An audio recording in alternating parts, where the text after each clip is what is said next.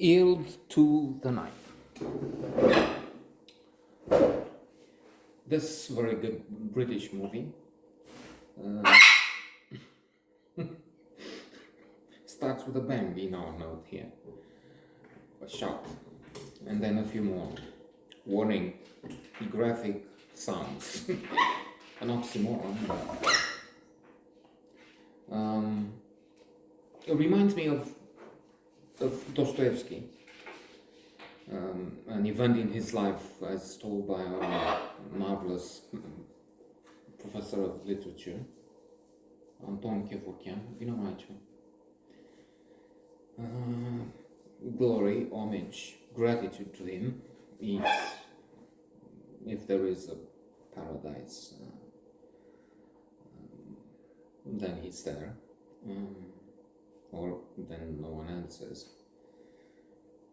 And in fact, there is no heaven.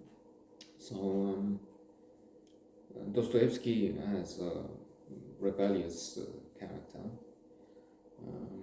was condemned to death. Incidentally, I've read in The Economist about this controversy now. There's some articles talking about the Russian writers and the greats as well, who have had chauvinist, nationalist,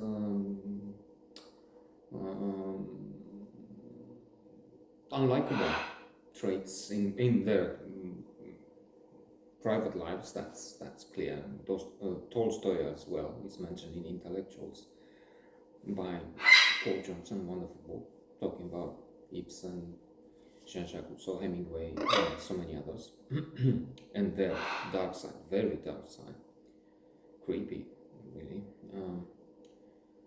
So they have in their some of their works, some of their stories, this ugly side that we see now in Putin and in Russia at war, invading another country, Ukraine, which they claim to be theirs. No country at all. And so we have to look at those great writers, to cherish them, just as well as we have to appreciate and pay homage to the great minds of the world, but at the same time be aware of this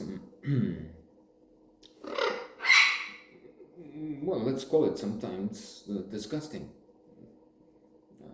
attitude, praising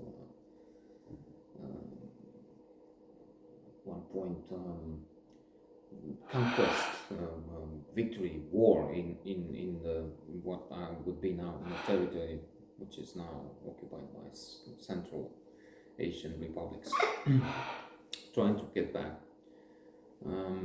So he's condemned to death, and he has 3 minutes in front of the firing squad. And he divides them into three: one to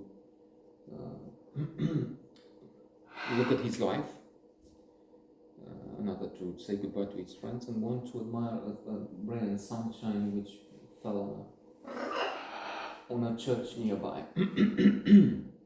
And he's pardoned, and then he talks about how, and in his great magnum opera,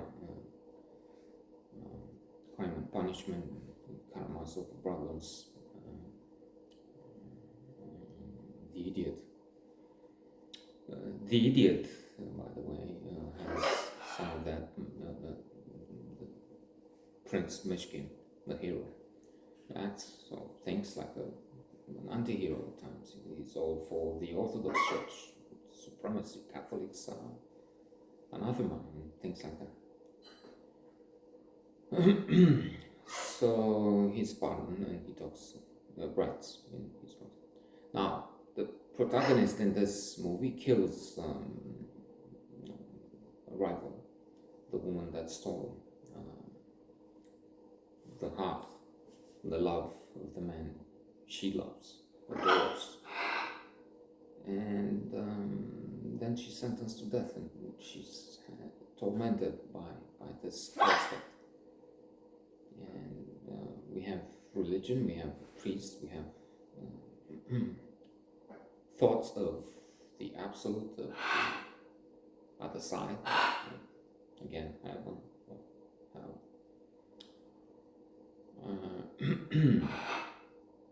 And